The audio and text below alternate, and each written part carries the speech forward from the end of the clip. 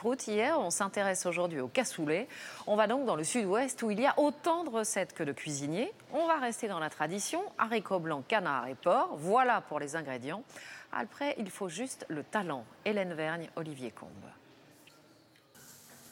2 heures au four et la dernière croûte. Là, vous l'entendrez chanter si vous penchez l'oreille un petit peu. Écoutez-le, voilà. Ce cassoulet qui rissole, frémit et chante, c'est celui de Marc Galinier, l'un des membres de la très sélecte Académie universelle de ce plat du Sud-Ouest. Un chef toulousain à l'affût avant tout des meilleurs ingrédients.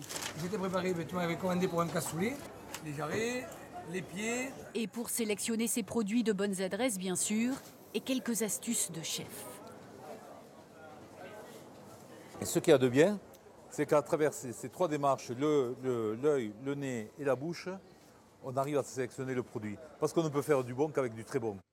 À commencer par le bon gras, celui du canard local, du cochon sous toutes ses formes, pieds, saucisses, oreilles et couenne, mariés aux aromates. Et maintenant, on va commencer à faire un bon bouillon parce que c'est le secret de la recette, le bon bouillon qui va bien aromatiser le haricot. Parce que le but, c'est quand même de donner beaucoup de goût à ce haricot.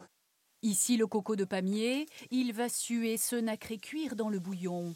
Et je vais le laisser cuire 30 à 40 minutes. L'idée, c'est de surveiller la cuisson, surtout pour que le haricot reste al dente. Parce que suite à quoi, nous allons le passer 2 heures au four.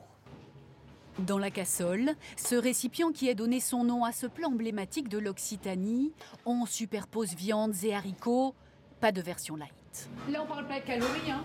Calories ? Non, on n'a pas de problème de calories. On a des problèmes de plaisir.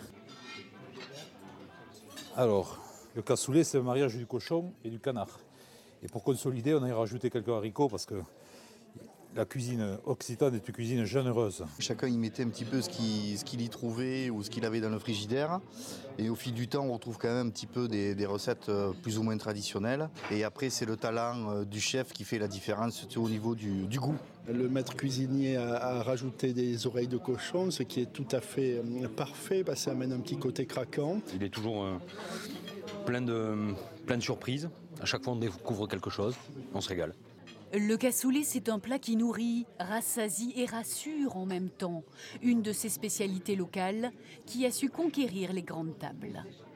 La suite de notre feuilleton maintenant, et je vous rappelle que c'est